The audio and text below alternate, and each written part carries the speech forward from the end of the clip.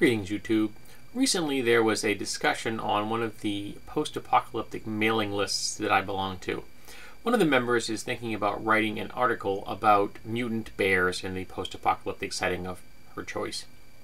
And wanted some information on what was available for information on bears, specifically for the D20 system, because lots of the versions of Gamma World are either D20 based or very close to D20. And during the course of this conversation, someone pointed out that the Betabunny Publishing company has put out a number of animal-based products for the D20 OGL and D20 Modern. So I gave them a look, and today I'm going to talk about them briefly.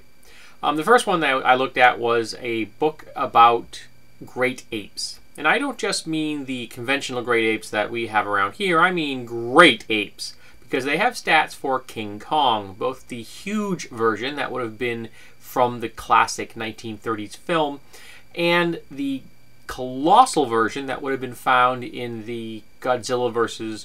King Kong film in Japan, the classic men in suit kind of film.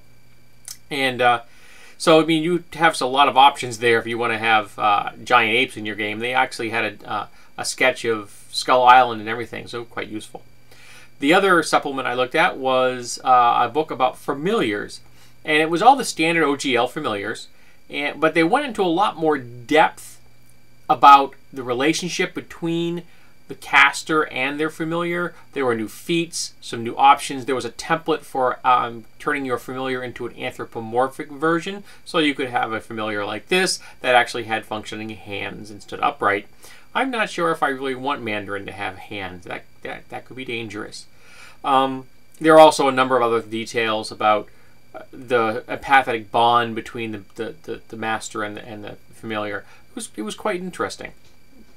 And the last of the books I looked at from that publisher was a book on predators. Now this covers all the terrestrial predators that you could pretty much think of on the macro scale. It didn't actually cover insects. It was covering mammals, birds, reptiles, and fishes, which is, you know, all the vertebrates.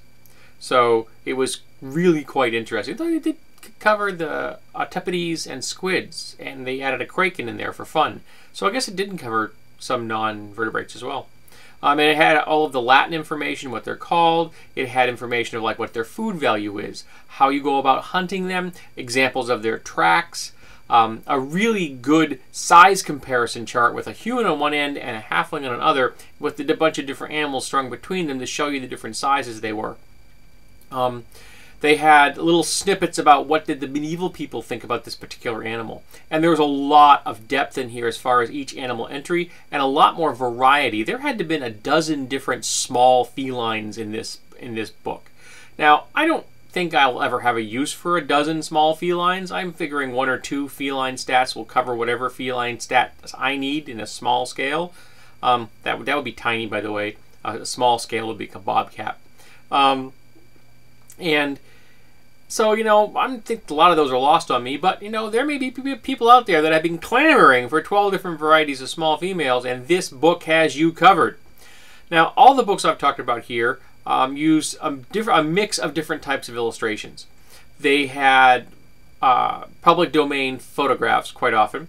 They used sketches that were also public domain, things that looked like they were from the 19th century, maybe the early 20th century kind of tech books, things like that. They're very, you know, like a print block kind of style. I happen to like that style, so I was quite fine with that.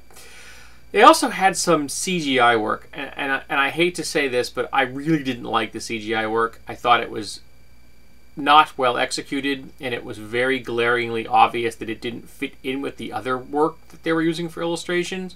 The other pieces looked so much better and fit their products so much better that this I thought was misplaced. Now I understand why they did some of it. For example, they were never going to get a picture of King Kong, but I think they could have probably found an image of an ape and scaled it somehow to make it look more King Kong-like than using the CGI that they did. But, you know, that's life. So if you are interested in animals for the OGL, D20 OGL or the D20 Modern setting, Betabunny Publishing is definitely going to be someone that you're going to want to check out. So I hope this has been useful to you out there. I thought it was kind of interesting, and I hope that my fellow mailing list member can find some bears that she can use.